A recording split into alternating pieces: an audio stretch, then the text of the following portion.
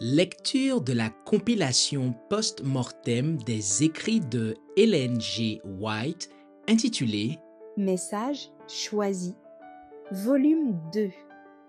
Appendice 1. La maladie et ses causes. Chapitre 3. Par ses mauvaises habitudes, la famille humaine s'est attirée toutes sortes de maladies. On ne s'est pas ingénié à vivre d'une manière saine. La transgression des lois de l'être a eu des résultats déplorables. Les gens ont rarement attribué leurs souffrances à la véritable cause, leurs erreurs de conduite. Ils se sont livrés à l'intempérance dans le manger. Ils ont fait un dieu de leur appétit. Dans toutes leurs habitudes, ils se sont montrés insouciants en ce qui concerne la santé et la vie. Quand il en est résulté la maladie, ils se sont persuadés que Dieu en était l'auteur, au lieu de reconnaître que ce résultat était dû à leurs erreurs de conduite. Quand ils se trouvent en difficulté, ils font appeler le médecin et lui confient leur corps, s'attendant qu'il les guérisse. Ils leur administrent des drogues dont ils ignorent la nature. Ils avalent aveuglément tout ce que le médecin pense devoir leur prescrire. De cette manière, des poisons violents sont souvent administrés qui gênent l'action bienfaisante de la nature, qui s'efforce de remédier aux abus dont l'organisme a pâti, et le patient est expédié dans l'au-delà. Une mère qui a souffert d'une légère indisposition se serait remise avec un jeûne de quelques jours, un peu de repos et de tranquillité d'esprit. Au lieu de cela, on fait appel au médecin. Lui qui devrait en savoir assez pour donner quelques simples conseils de modération dans le régime et indiquer à la patiente les directives à suivre, néglige de le faire, soit par ignorance, soit par cupidité. Il agit comme si le cas était grave et administre des poisons qu'il se garderait d'absorber s'il était malade. L'état de la malade empire, des drogues empoisonnées sont administrées en plus grande quantité. Vaincue, la nature abandonne la lutte, la mère meurt. Les drogues sont responsables. L'organisme a été empoisonné fatalement. C'est un véritable assassinat. Parents et voisins s'étonnent en pensant aux voies mystérieuses de la Providence qui a enlevé une mère au moment où elle était le plus nécessaire, où les enfants avaient un si grand besoin de ses soins. Ils accusent à tort notre bon et sage Père céleste en rejetant sur lui le poids du malheur humain. La volonté du ciel était que cette mère vive, et Dieu est déshonoré par cette mort prématurée. La maladie avait eu pour cause les mauvaises habitudes de la mère et la négligence des lois de son être. Les poisons d'usage administrés par le médecin, introduits dans l'organisme, ont mis fin à son existence. Elle laisse derrière elle un troupeau d'orphelins désolés et abandonnés. Les drogues prescrites par le médecin n'ont pas toujours un effet aussi fatal. Des malades qui absorbent ces drogues empoisonnées semblent aller mieux. Chez quelques-uns, la nature dispose de forces vives, suffisantes pour expulser le poison du corps, et une période de repos amène la guérison. Ce n'est pas aux drogues qu'il faut en attribuer le mérite, car elles n'ont fait que gêner les efforts de la nature. Tout le bien est dû au fait que la nature possède des forces capables de rétablir la santé. Même dans le cas d'une guérison, le gros effort qui a permis à la nature d'éliminer le poison a endommagé la constitution et abrégé la vie du patient. Il en est qui ne sont pas tués par les drogues, mais qui subsistent à l'état d'épave, misérables, sombres et désespérés, un fardeau pour eux-mêmes et pour la société. Le mal ne serait pas si grand si ceux qui absorbent ces drogues étaient seuls à en souffrir. Les parents qui avalent ces drogues empoisonnées ne pêchent pas uniquement contre eux-mêmes, ils pêchent aussi contre leurs enfants.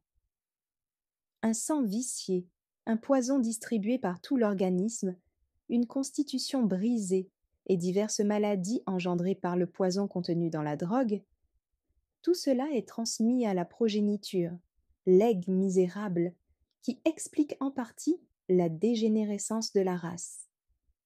En administrant des drogues contenant des poisons, les médecins ont largement contribué à déprécier la race physiquement, mentalement et moralement. Où qu'on aille, on voit des cas de difformité, de maladie et d'imbécilité qui résultent fréquemment de l'usage de drogues contenant des poisons administrés par un médecin à titre de remède. Ce prétendu remède est pire que le mal qu'on a voulu combattre, car il entraîne de grandes souffrances pour le patient. Quiconque a un peu de bon sens devrait comprendre ce dont son organisme a besoin. Un sujet d'étude important pour les enfants devrait être la philosophie de la santé. Comprendre l'organisme humain est une chose indispensable, car alors une personne intelligente peut être son propre médecin.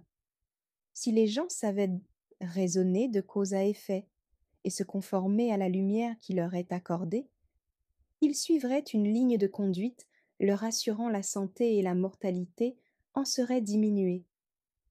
Mais les gens préfèrent rester dans une ignorance coupable et se confier à un médecin sur lequel ils se déchargent de leurs responsabilités personnelles. Plusieurs exemples m'ont été montrés qui servent à illustrer ce sujet important. Voici une famille composée d'un père et de sa fille. Celle-ci étant malade, le père vivement préoccupé fit appeler un médecin. En introduisant le médecin dans la chambre de la malade, le père se montra très anxieux. Le médecin examina la malade et dit peu de choses. Tous deux sortirent de la chambre. Le père fit savoir au médecin qu'il avait enseveli la mère, un fils et une fille. Cette fille-ci était tout ce qui lui restait de sa famille. Très anxieux, il demanda au médecin s'il jugeait que le cas de sa fille était désespéré. Le médecin voulut savoir la nature et la durée de la maladie de ceux qui étaient décédés. Le père relata tristement les faits touchant la maladie de ses bien-aimés. Mon fils fut le premier à subir une attaque de la fièvre. Le médecin appelé se dit à même d'administrer une médecine capable de faire cesser la fièvre. Il administra une médecine très forte, mais dont l'effet fut décevant. La fièvre diminua, mais mon fils devint dangereusement malade. La même médecine lui fut encore donnée, sans qu'il y ait eu une amélioration. Alors le médecin eut recours à des remèdes encore plus puissants, sans que mon fils ait éprouvé un soulagement. La fièvre le quitta, mais loin de guérir, il descendit rapidement la pente et mourut. Une mort aussi soudaine et inattendue nous porta un grand coup à tous, mais surtout à la mère. Son système nerveux fut ébranlé par ces veilles anxieuses et par le chagrin causé par cette mort soudaine, et ce fut l'effondrement. Peu satisfait de ce qu'avait fait le médecin, ma confiance en lui ébranlée, je ne pouvais recourir à lui une seconde fois. J'en appelai donc un autre pour s'occuper de ma femme souffrante. Ce second médecin lui donna une bonne dose d'opium qui, disait-il, allait alléger ses douleurs, calmer ses nerfs et lui assurer le repos dont elle avait un si grand besoin. L'opium produisit un effet stupéfiant. Elle s'endormit et rien ne pouvait la réveiller de cet état de torpeur qui ressemblait à la mort. Son pouls et son cœur battaient parfois violemment, puis faiblirent peu à peu jusqu'à ce qu'elle cessât de respirer. Elle mourut ainsi, sans plus donner signe de vie et sans reconnaître les siens. Ce second décès, c'était plus que nous ne pouvions supporter. Nous étions tous profondément affligés. Quant à moi, je souffrais l'agonie et j'étais inconsolable. Ensuite, ce fut le tour de ma fille. Le chagrin, l'anxiété, l'éveil l'avaient épuisée et jetée sur un lit de souffrance. Comme j'avais perdu confiance dans les 2 médecins appelés, on me recommanda un autre médecin qui avait la réputation de bien soigner ses malades. Bien qu'il demeurât à une grande distance, j'étais décidée à obtenir ses services. Ce troisième médecin déclara qu'il comprenait le cas de ma fille. Il la trouvait très affaiblie, le système nerveux détraqué. On pouvait faire cesser sa fièvre, mais il lui faudrait du temps pour se remettre. Il se disait parfaitement capable de la guérir. Il lui donna une forte médecine pour supprimer la fièvre. En ceci, il réussit, mais la fièvre disparut, le cas s'aggrava et donna lieu à des complications. Les symptômes ayant changé, des médecines variées furent essayées. Ces nouvelles médecines semblèrent d'abord lui donner un regain de vie et firent renaître nos espoirs. Mais notre désappointement fut d'autant plus grand quand son état empira. Pour finir, le médecin recourut au calomel. Un moment, elle sembla entre la vie et la mort. Ensuite, elle eut des convulsions. Lorsque ces spasmes douloureux eurent cessé, on s'aperçut que malheureusement son intelligence faiblissait. Son état s'améliora lentement, bien qu'elle continuât à souffrir. Ses membres restaient paralysés sous l'effet des forts poisons qu'elle avait ingérés. Elle mourut dans une douloureuse agonie après avoir végété quelques années d'une manière pitoyable. Ayant achevé ce triste récit, le père jeta sur le médecin un regard suppliant, le conjurant de sauver le seul enfant qui lui restait. Le médecin parut triste et anxieux, mais ne fit aucune ordonnance. Il partit en disant qu'il reviendrait le lendemain. Ensuite, une autre scène me fut présentée. Je me trouvais en présence d'une femme paraissant âgée d'environ 30 ans. Un médecin qui se tenait à ses côtés affirmait que son système nerveux était détraqué, qu'un sang impur circulait paresseusement et que l'estomac était en mauvaise condition. Il promit des remèdes efficaces qui produiraient une amélioration. Il lui donna une poudre contenue dans un flacon portant cette étiquette « noix vomique ». J'observai quel serait l'effet sur la patiente. Cet effet sembla d'abord favorable. Son état s'améliora, elle reprit vie et sembla même heureuse et active. Ensuite, mon attention fut attirée sur un autre cas. On me fit entrer dans une chambre de malade où un jeune homme souffrait d'une forte fièvre. Un médecin se tenait là avec une potion extraite d'un flacon, portant ce mot « calomel ». Ce poison chimique ayant été administré, un changement sembla se produire, mais non pour le mieux. Un autre cas me fut encore présenté, celui d'une femme qui semblait beaucoup souffrir. Un médecin se tenait là et administrait une médecine extraite d'un flacon portant le mot « opium ». Cela produisit d'abord un effet sur la malade, qui se mit à parler d'une manière étrange. Ensuite, elle se calma et s'endormit. Puis, mon attention fut attirée sur le premier cas, celui de ce père qui avait perdu sa femme et 2 de ses enfants. Le médecin se trouvait dans la chambre de la malade, près du lit. Une fois de plus, il quitta la chambre sans mot dire. Quand le père revit le médecin, il se montra fort ému et il demanda sur un ton impatient. « Ne voulez-vous rien faire? Laisserez-vous mourir la seule fille qui me reste ?» Le médecin répondit « J'ai écouté la triste histoire de la mort de votre femme bien-aimée et de vos 2 enfants. J'ai appris de vos lèvres que tous 3 sont morts en dépit des soins des médecins, après avoir absorbé les médecines prescrites. Les médecines n'ont pu sauver ceux que vous aimiez. En tant que médecin, je crois sincèrement qu'aucun d'eux ne devait mourir.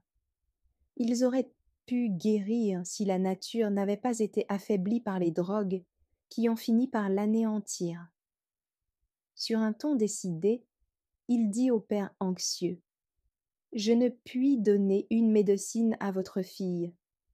je me contenterai de faciliter les efforts de la nature en éliminant les obstacles de manière à permettre à la nature de récupérer les énergies épuisées de l'organisme. Il plaça dans la main du père quelques instructions écrites, lui enjoignant de les suivre à la lettre. Gardez la patiente dans le calme le plus complet en évitant tout ce qui pourrait la déprimer. Ceux qui l'entourent devraient se montrer gais et optimistes. Son régime doit être simple. Il faut lui laisser boire autant d'eau fraîche qu'elle le désire, la baigner souvent dans de l'eau douce et pure, puis la frictionner gentiment. Laisser entrer autant d'air et de lumière que possible dans sa chambre. Qu'on la laisse se reposer dans une parfaite tranquillité. Le père lut attentivement l'ordonnance et se demanda si les simples instructions contenues pourraient produire un effet quelconque. Le médecin lui dit « Vous avez eu assez de confiance en mes capacités pour placer entre mes mains la vie de votre fille. Je verrai votre fille chaque jour et vous aiderai à la soigner. Suivez mes instructions en toute confiance. J'espère pouvoir vous la présenter d'ici quelques semaines en meilleur état de santé, sinon complètement rétablie. » Quoique triste et indécis, le père se soumit aux décisions du médecin. Il craignait que sa fille vînt à mourir si on la privait de médecine. Ensuite, le second cas me fut présenté à nouveau. La patiente semblait se trouver mieux à la suite de la noix vomique. Elle était assise, serrée dans un châle et se plaignant du froid. La chambre était remplie d'air impur, trop chaud et ayant perdu sa vitalité. Les moindres fissures avaient été bouchées pour éviter à la patiente de sentir le froid derrière le cou et le long de l'épine dorsale. Dès que l'on ouvrait la porte, elle devenait nerveuse et angoissée et suppliait qu'on la ferme parce qu'elle avait froid. Elle ne pouvait supporter la moindre bouffée d'air venant de la porte ou des fenêtres. Un homme intelligent la considérait avec pitié, et il s'adressa aux personnes présentes dans les termes suivants. C'est ici le deuxième résultat de la noix vomique. Ce sont surtout les nerfs qui en ressentent les effets, et c'est tout le système nerveux qui est affecté. Au premier abord, l'action des nerfs sera stimulée, mais quand la drogue aura perdu sa force, il y aura une sensation de froid et un épuisement. Autant l'effet aura d'abord semblé bienfaisant, autant il sera mortel par la suite. Puis, ce fut le troisième cas qui me fut présenté à nouveau.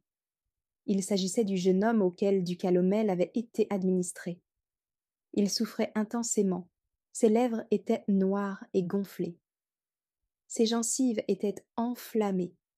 Sa langue était pâteuse et enflée, et une salive abondante coulait de sa bouche.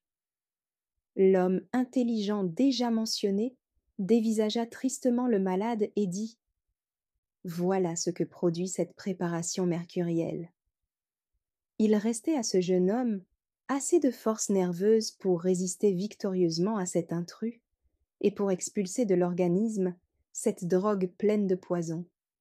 Beaucoup d'autres n'ont pas assez de force vitale pour entreprendre la lutte. La nature accablée démissionne et la victime meurt.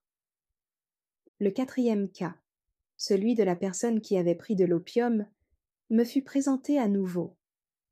Elle s'était réveillée très abattue, l'esprit dérangé. Elle se montrait impatiente et irritable, trouvant à redire à ses meilleurs amis et s'imaginant qu'il ne faisait rien pour la soulager. Elle finit par devenir furieuse et maniaque. L'homme déjà mentionné la considéra tristement et dit aux personnes présentes « C'est le second effet produit par l'opium. » Appelé, le médecin lui donna une plus forte dose d'opium, ce qui fit cesser le délire et la rendit loquace et gaie. Elle parut s'y réconcilier avec son entourage et exprima une grande affection pour ses connaissances et ses parents. Mais elle ne tarda pas à devenir somnolente et à perdre ses sens.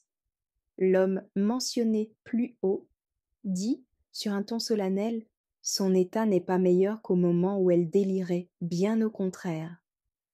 Ce poison, l'opium, apporte un soulagement momentané, mais ne supprime pas la cause du mal. Il a un effet stupéfiant sur le cerveau et l'empêche de recevoir les impressions provenant des nerfs. Pendant que le cerveau se trouve dans cet état d'insensibilité, l'ouïe, le goût et la vue sont atteints. Quand l'influence de l'opium se dissipe, le cerveau se remet à fonctionner et les nerfs, qui n'avaient pu communiquer avec le cerveau, poussent des cris de douleur plus forts que jamais en raison du dommage subi par l'organisme sous l'effet du poison.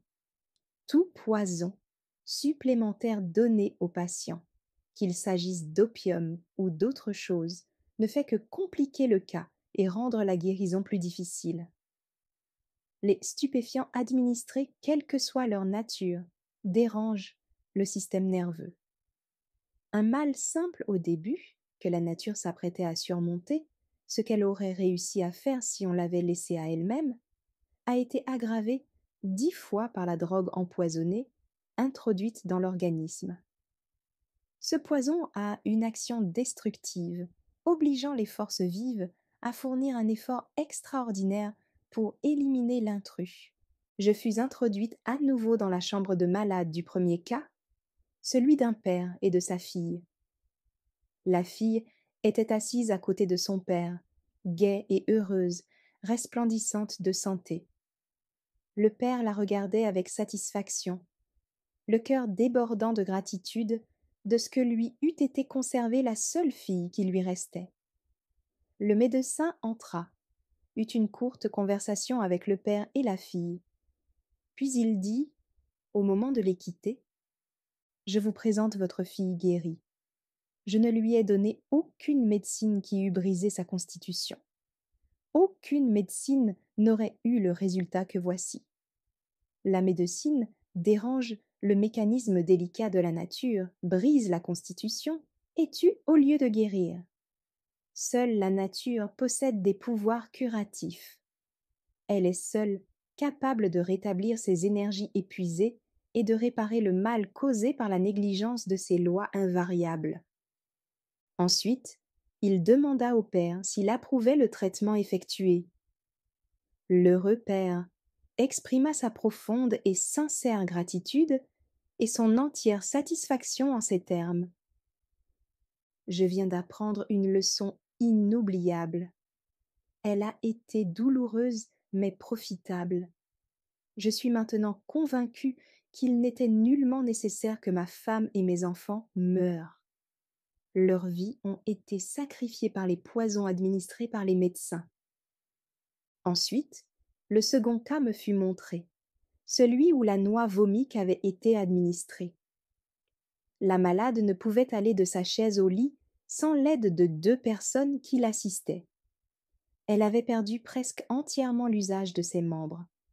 Les nerfs de l'épine dorsale étaient partiellement paralysés et les membres inférieurs n'avaient plus la force de supporter le poids du corps.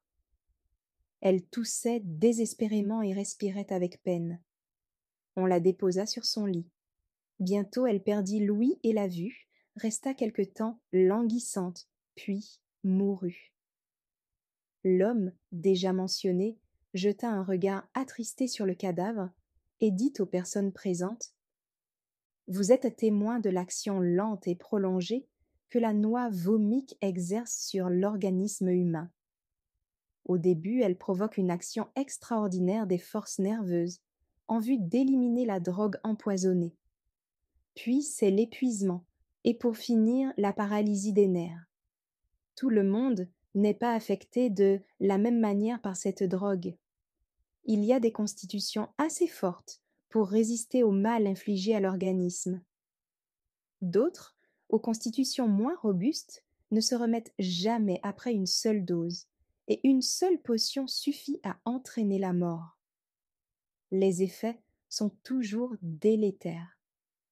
La vie du patient dépend de l'état de sa constitution au moment où il reçoit le poison. La noix vomique peut endommager, paralyser et détruire la santé, jamais la rétablir. Le troisième cas me fut de nouveau présenté, celui du jeune homme à qui du calomel avait été administré. Il était dans un état pitoyable. Ses membres étaient perclus et il était devenu difforme. Il déclara que ses souffrances étaient indescriptibles et que sa vie lui était à charge. L'homme, si souvent mentionné, le regarda avec une indicible pitié et dit : « Voilà l'effet du calomel. Il tourmente l'organisme aussi longtemps qu'il en reste la moindre parcelle. Il a la vie dure, et il garde ses propriétés aussi longtemps qu'il subsiste dans l'organisme vivant. Il enflamme les jointures et amène souvent la carie des os. Il entraîne fréquemment des tumeurs, des ulcères et même des cancers, longtemps après avoir été ingéré. » Le quatrième cas me fut présenté à nouveau. La patiente à qui de l'opium avait été administré. Son teint était livide, ses yeux inquiets et vitreux. Ses mains tremblaient, comme frappées de paralysie. Elle paraissait très excitée, et elle s'imaginait que toutes les personnes présentes s'étaient liguées contre elle. Son esprit avait fait naufrage, et elle délirait pitoyablement. Appelé, le médecin ne parut guère ému par ces terribles symptômes. Il donna à la patiente une plus forte dose d'opium, disant que cela remettrait les choses en ordre. Le délire ne cessa que lorsqu'elle fut complètement ivre. Ensuite, elle sombra dans une stupeur qui avait toutes les apparences de la mort. L'homme mentionné promena un regard attristé sur la patiente et dit : « Ces jours sont comptés. Les efforts de la nature ont été si contrariés par le poison que les forces vitales ont été épuisées, la drogue empoisonnée ayant provoqué une activité anormale et répétée pour en libérer l'organisme. La nature est sur le point d'abandonner la lutte. Alors la vie douloureuse de la patiente touchera à sa fin. L'usage des drogues a entraîné plus de morts que toutes les autres causes réunies. S'il n'y avait dans le pays qu'un médecin, là où il s'en trouve 1000, une bonne partie de la mortalité prématurée serait évitée. Une multitude de médecins avec une multitude de drogues ont apporté une malédiction aux habitants de la terre et ont précipité prématurément dans la tombe des milliers et des dizaines de milliers de personnes. Manger trop fréquemment et en trop grande quantité a pour effet de surcharger les organes digestifs et de produire un état fébrile dans tout l'organisme. Le sang se charge d'impuretés et il s'ensuit diverses maladies. Un médecin est appelé, il prescrit quelques drogues qui amènent un soulagement momentané, mais qui ne guérit pas. La maladie change d'aspect tandis que le mal réel est décuplé. La nature s'efforçait de son mieux à débarrasser l'organisme des impuretés qui s'y étaient accumulées. Laissée à elle-même, avec les bienfaits du ciel, tels que l'air pur et l'eau pure, une cure rapide et sûre aurait eu lieu. Ceux qui sont affligés par la maladie peuvent faire pour eux-mêmes ce que d'autres ne peuvent pas faire aussi bien. Pour commencer, ils devraient soulager la nature du fardeau qui lui a été imposé. Il s'agit d'abord de faire disparaître la cause. Un court jeûne donnera à l'estomac l'occasion de se reposer. On réduira l'état fébrile de l'organisme par des applications d'eau soigneuse et intelligente. Ainsi, la nature sera aidée dans sa lutte pour débarrasser l'organisme de ses impuretés. Mais trop souvent les personnes qui éprouvent des douleurs s'impatientent. Elles refusent de faire preuve d'un peu de renoncement en supportant la faim pendant un moment. Elles ne sont pas davantage disposées à attendre que par un lent processus, la nature ait reconstruit les énergies épuisées de l'organisme. Décidées à obtenir un soulagement immédiat, elles prennent les drogues puissantes prescrites par les médecins. la nature faisait bien son travail. Elle aurait remporté la victoire si une substance étrangère n'avait introduit un poison. Quelle erreur! Maltraitée, la nature doit lutter à la fois contre deux ennemis au lieu d'un seul. Elle abandonne alors le travail commencé et s'attelle résolument à la tâche d'expulser l'intrus nouvellement introduit dans l'organisme. Cette double réquisition affaiblit la nature. Les drogues ne guérissent jamais la maladie, elles en modifient la forme et l'emplacement. Seule la nature est capable de guérir. Laissée à elle-même, elle peut mieux accomplir sa tâche. Ce privilège lui est rarement accordé. Si la nature contrariée tient bon, malgré tout, et finit par accomplir en grande partie sa double tâche, permettant au patient de survivre, le crédit en est attribué au médecin.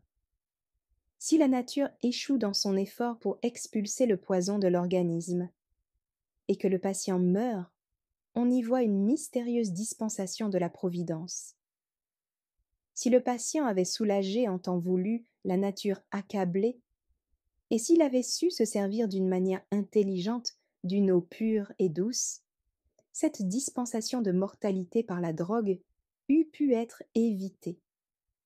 Mais l'emploi de l'eau n'a que peu d'effet si le patient ne comprend pas la nécessité de s'en tenir à un régime sévère. Nombreux sont ceux qui violent constamment les lois de la santé, sans voir le rapport qui existe entre leurs habitudes quant à l'alimentation et au travail et leur santé. Ils ne commencent à se rendre compte de leur état qu'au moment où la nature abusée proteste par des maux et des douleurs de l'organisme. Si au moins les malades se mettaient à agir comme il faut, en recourant aux simples moyens qu'ils ont négligés, l'emploi de l'eau et un régime approprié, la nature recevrait l'aide qui lui est nécessaire et qu'elle eût dû recevoir déjà depuis longtemps. Par ce moyen, le patient se rétablira généralement sans être débilité. Quand des drogues sont introduites dans l'organisme, elles paraissent d'abord produire un effet bienfaisant. Il y a un changement, sans que la maladie soit guérie. Celle-ci prendra une autre forme. L'effort de l'organisme pour expulser la drogue ne va pas sans d'intenses souffrances. Et si la maladie disparaît sous l'effet de la drogue, c'est pour réapparaître sous une forme nouvelle, maladie de la peau, ulcère, articulation douloureuse, ou parfois sous des formes encore plus dangereuses et même mortelles. Souvent le foie, le cœur, le cerveau sont affectés par la drogue et restent chargés d'infirmités. Si les malheureux sujets survivent, les voilà invalides pour le reste de leurs jours, traînant une existence misérable. La drogue empoisonnée coûte décidément trop. Si elle n'a pas coûté la vie, elle a coûté davantage. Les efforts de la nature ont été paralysés. Tout le mécanisme est dérangé. Le jour où l'on demandera à ces organes délicats endommagés de collaborer avec les autres organes, ils ne seront pas assez forts pour accomplir leur tâche, et l'organisme tout entier se ressentira de cette faiblesse. Le sang se charge d'impuretés quand ces organes sont affaiblis au lieu d'être conservés dans une condition normale. La nature poursuit son effort, le patient souffre d'indispositions variées jusqu'au moment où elle s'effondre, entraînant la mort. Bien des vies ont été sacrifiées parce que des médecins ont administré des drogues pour des maladies inconnues. Ils ne savaient pas exactement de quelle maladie le patient était affligé. On s'attend que les médecins sachent de suite que faire. S'ils n'agissent pas immédiatement comme ayant compris parfaitement le cas, le malade et son entourage impatients les jugent incompétents. Pour rendre hommage aux opinions erronées du malade et de ses proches, il faut donc administrer des médecines, faire des essais en vue de guérir le patient d'un mal dont on ignore la nature.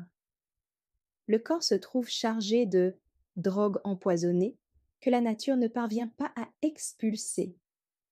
Il arrive que des médecins s'aperçoivent d'avoir employé de puissantes médecines pour une maladie absente, et la mort s'en est suivie. Les médecins ne sont pas seuls à blâmer. Si les malades voulaient nain faire preuve de patience, se mettre à la diète et accepter de souffrir un peu, donnant à la nature le temps d'agir, ils se rétabliraient bien plus vite, sans avoir recours à une médecine quelconque. Seule la nature possède des pouvoirs curatifs. Les médecines le sont incapables de guérir. En général, elles ne font que gêner les efforts de la nature. C'est elle, après tout, qui doit effectuer la guérison. Le malade est pressé de guérir et ses proches sont impatients. Il leur faut des médecines. S'ils n'en ressentent pas les effets, leurs fausses conceptions les font changer de médecin sans plus attendre. Souvent, ceci ne fait qu'empirer le mal. On fait l'essai de médecines plus dangereuses et plus meurtrières que les précédentes, vu que les deux traitements se contrarient, et l'organisme est irrémédiablement envahi par des poisons. Beaucoup n'ont jamais éprouvé les effets bénéfiques de l'eau et craignent d'employer l'un des plus grands bienfaits du ciel. On a refusé de l'eau à des personnes atteintes de fièvre brûlante, de peur de leur faire du mal. Si on leur avait permis de boire à satiété, en ajoutant des applications externes, on aurait évité des jours et des nuits d'inutiles souffrances et des vies précieuses eussent été épargnées.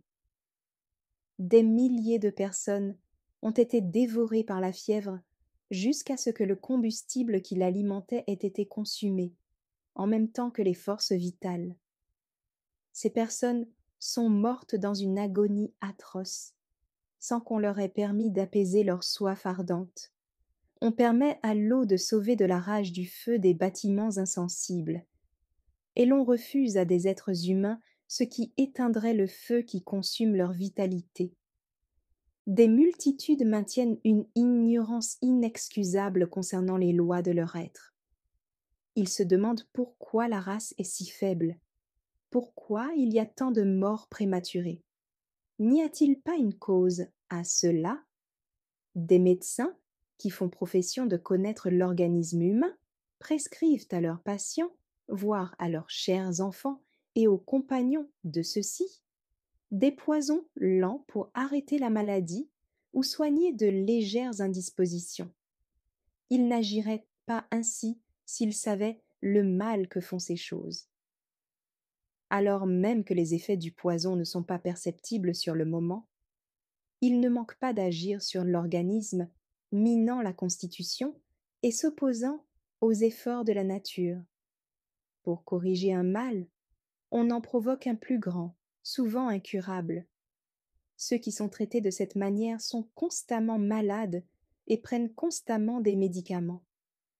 Malgré cela, si vous écoutez leurs conversations, vous les entendrez chanter les louanges des drogues dont ils se servent et les recommander à d'autres, comme si elles leur avaient fait du bien.